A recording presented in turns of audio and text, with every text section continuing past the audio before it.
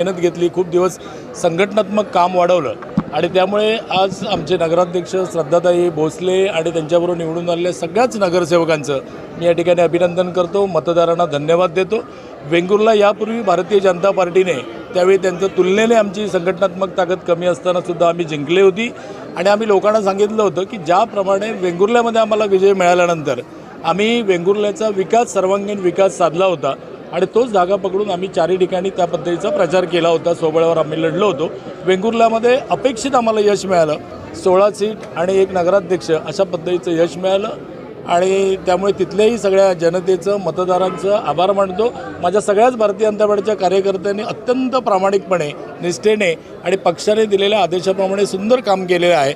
भविष्यामध्ये हे 2 आमचे विजय जे आहेत तर ते विजय आम्हाला भारतीय जनता पार्टीला 100%कडे घेऊन जातील, यात कोणताही संदेह नाही। कणकवलीमधला पराभव आणि मालवणमधला पराभव, काय या संदर्भात विश्लेषण करा? खरं तर थोडंसं आम्हालाही त्याबद्दल चिंतन करायची गरज आहे। काही छोट्या छोट्या गोष्टी राहून गेल्या असतील, त्यामुळे आम्हाला तिथे अपेक्षित यश मिळालेलं नाही। विशेषतः मालवणमध्ये आम्हाला जे काही अपेक्षित होतं ते यश मिळालेलं नाही। पण या सगळ्यामध्ये आमच्या कार्यकर्त्यांचं कौतुक आहे की तिथेसुद्धा सगळ्या कार्यकर्त्यांनी आपली जितकी ताकद होती ती सगळी ताकद वापरून आपलं चांगलं काम लोकांपर्यंत पोहोचण्याचं केलं होतं। पण शेवटी निवडणूक म्हटली की जनतेचा कौल आपण स्वीकारला पाहिजे आणि मालवण आणि वेंगुर्ल्यामध्ये जनतेने दिलेला जो कौल आहे तो आम्ही भारतीय जनता पार्टी स्वीकारत आहोत। पुढच्या कालावधीमध्ये आगामी सगळ्या निवडणुकांमध्ये अत्यंत चांगल्या पद्धतीचा परफॉर्मन्स आमचा संपूर्ण जिल्हाभर राहील। जसं आज तुम्हाला वेंगुर्ला आणि सावंतवाडीमध्ये दिसला, त्याच पद्धतीने संपूर्ण जिल्हा परिषदमध्ये सुद्धा आम्ही चांगलं मोठं घवघवीत यश मिळेल। तुम्ही आता स्वभावावरचा नारा देऊन 2 ठिकाणी चांगलं यश मिळवलेलं आहे। जिल्हा परिषद पंचायत समितीमध्ये स्वभावाचा नारा असेल का? नाही, कसं आहे की त्या वेळेच्या निवडणूक परिस्थितीवर वरिष्ठांचे आदेश असतील, आमच्या कार्यकर्त्यांची जी काय मतं असतील त्यानुसार युतीचा सगळा निर्णय घेतला जाईल। तो अजून युती जिल्हा परिषद पंचायत समितीच्या निवडणुका जाहीर झालेल्या नाहीत। त्या ज्यावेळी जाहीर होतील, वरचे आमची नेते मंडळी जी काय पॉलिसी ठरवतील, निवडणूक संचालन समिती असते ते काय जे ठरवेल, कार्यकर्त्यांच्या सगळ्या मताचा आदर करून त्यानुसार आम्ही तिथे काम करू। सावंतवाडी विधानसभा मतदारसंघात गेली जवळजवळ 16 वर्ष दीपक केसरकरांचं वर्चस्व राहिलं आहे। या मतदारसंघात 3 नगरपालिका आता गेल्या आहेत, त्यामुळे एकूणच वाटतं का की घसरण चालू झाली आहे दीपक केसरकरांच्या कारकिर्दीची? नाही, आपण कोणाचं वर्चस्व होतं ते मोडून काढणं म्हणण्यापेक्षा आमचं वर्चस्व प्रस्थापित केलं अशा प्रकारची भावना आमच्या सगळ्यांच कार्यकर्त्यांच्या मनामध्ये आहे।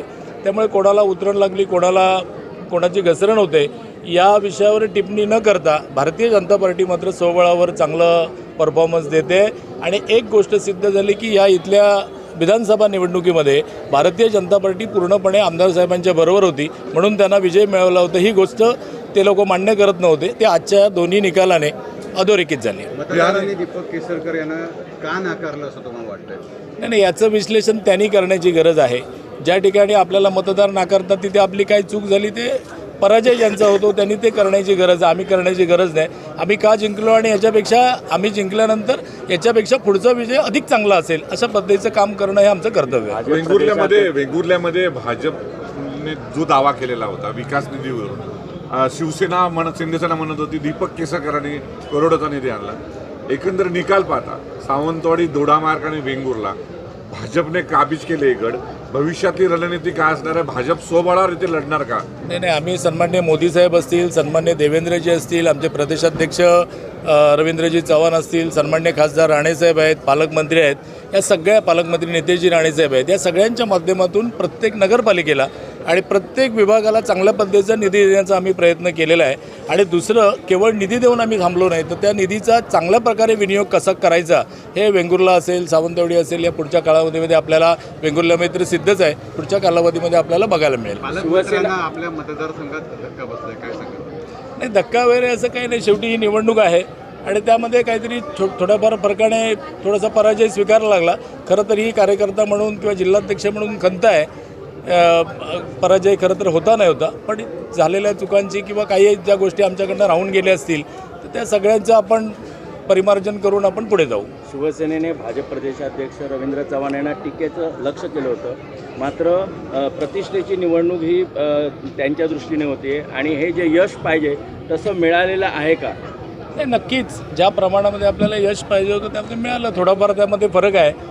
आणि एखादा मोठा माणूस म्हटल्यानंतर तो टीकेचा धनी होतोच। रवींद्रजी चव्हाण हे अत्यंत कमी वयामध्ये संपूर्ण महाराष्ट्राचं नेतृत्व करत आहेत तर त्यांचं ते मोठेपण आहे. त्यामुळे विरोधक हे काही प्रमाणामध्ये त्यांच्यावर टीका करणार. या टीकेकडे दुर्लक्ष करून आपण चांगलं काम घेऊन पुढे जायचं असतं. साहेब, बालेकिल्ले होते मालवण म्हणा किंवा कणकवली म्हणा, त्या बालेकिल्ल्यात भाजपला अपयश मिळालं आणि या बाजूला जिथे सावंतवाडीत तुमचं तेवढं फार प्राबल्य नव्हतं तिथे यश मिळत आहे. कोणाचं यश आहे? आणि सावंतवाडी किंवा वेंगुर्लामध्ये तर आमची सत्ताच होती. दोडामार्गमध्ये आम्ही आहोतच. सावंतवाडीमध्ये सुद्धा प्राबल्य नव्हतं असं नाही. मागच्या निवडणुकीमध्ये कदाचित नगर परिषदेमध्ये आम्हाला हवा तसा विजय मिळाला नसेल, पण आमचे सगळे कार्यकर्ते मतदार भारतीय जनता पार्टीच्या बाजूने आहे. त्यामुळे हा सुद्धा आमचा बालेकिल्ला आहे. आणि मी मगाशी म्हटलं तसं ज्या ठिकाणी आम्हाला अपयश आलं आहे, थोडा आमचा पराजय झाला आहे, अपेक्षित यश मिळालं नाही, त्या दुरुस्त्या करून पुढच्या कालावधीमध्ये आपण चांगल्या पद्धतीने 2029ला भारतीय जनता पक्ष सावंतवाडीवर दावा सांगेल का या नाही, निवडणुकीचं संघटनात्मक काम करताना 288 मतदारसंघामध्ये प्रत्येक ठिकाणी प्रत्येक पक्षाने आपला दावा कायम ठेवायचाच असतो. तसा तो आहे. मागच्या वेळी होता, याही वेळी होईल.